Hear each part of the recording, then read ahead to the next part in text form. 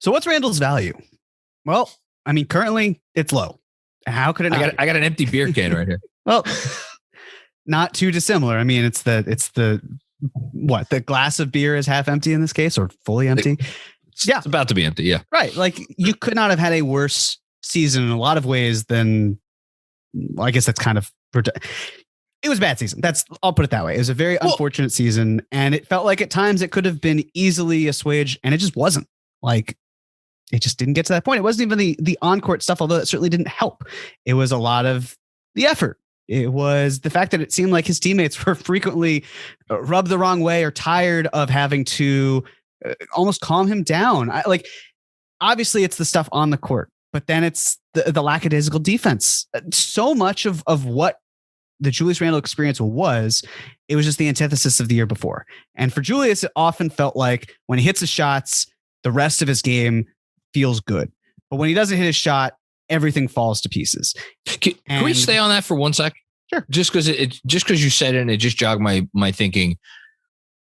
On a team like the Knicks, where he has the role that he did and still does until further notice, like, if he's not hitting shots on a night, it's not like they're going away from him. One, because that's kind of how their offense was designed. And two, much more importantly, he is the guy. He was the guy. He is the guy. He's going to get his shots every night.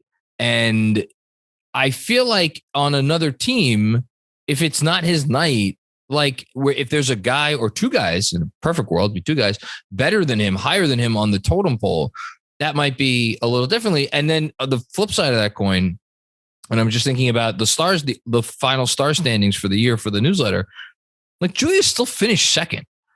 Like, there were a lot of games he had that were really quite good. And then there were a lot of games he had where it was just like, please get this guy out of the arena. But if you're another team and you're looking at this, it's like, it's not like he still didn't have nights this year where he was a really good player. It's just the ability to manage him on the nights where he's not as good and just him as a personality. Exactly. And that's why it's so tricky, because from person to person, they may have a different viewpoint. And that's why it is the eye of the beholder, where there are the nights where he does great things and you want to rely on that. And you think, well, maybe the Knicks can still hang on to that. Maybe Julius can be that player with X, Y, and Z. And then there's the other factor of like, oh my God, this guy is signed for another 3 years plus a player option that he'll for sure take. And like, it's hard to find a middle ground, but I really do feel that you can probably take the two and it's pretty close to neutral. And like, stability is a big factor. And I'm not even talking about the level of play, because as you're saying, and as we're both saying, the level of play was not the stable factor. No. What was stable was the fact that you can count on Julius Randle to play. Now, yes. if you're listening to this and you're like, yeah, well, maybe you don't want that. I hear you, right? Like, there were times where his play was so egregious that you didn't really even want him in the game. But there's something to be said of being healthy and being productive. And if we're talking about Julius Randle, where it's like things are a little bit more finely tuned around him and he's able to play, then hopefully you're getting something. But you have to kind of try to get into that factor of like, can you convince him? And maybe you can if you're another team. I also know that Andrew Wiggins, Glenn Taylor, and he sat down, had a conversation. And Glenn Taylor was like, Andrew, I'm going to give you this max contract under one condition, and that's that you dedicate more of yourself to this and become a more complete player. And Andrew Wiggins said, yeah, that sounds great. I will absolutely do that. Takes the max contract, does not become the more complete player, goes to Golden State and became an all-star this year. So, right. I know. I understand. It's not, yes. But the point being that there was still another gear that he was able to achieve. It just had to be another place. Yeah. And you would hope that could be the case with Randle if it's not going to be here. Sure. The next thing is, there's talk of like a max contract. And the reason I have it in quotes is because if he stays a Knick, Julius's cap hit is going to be 19.5%. For context, a max contract for a player with 7 to 9 years of experience, where Julius Randle would fall, would be 30% of the salary. So, or 30% of the salary cap. So we're talking about, a whole 10.5% less than that. And that would change after what, because he's in what year right now? He's at at some point in this, if he stays on the Knicks on this contract, he would get to the higher range, which is 35% of the cap.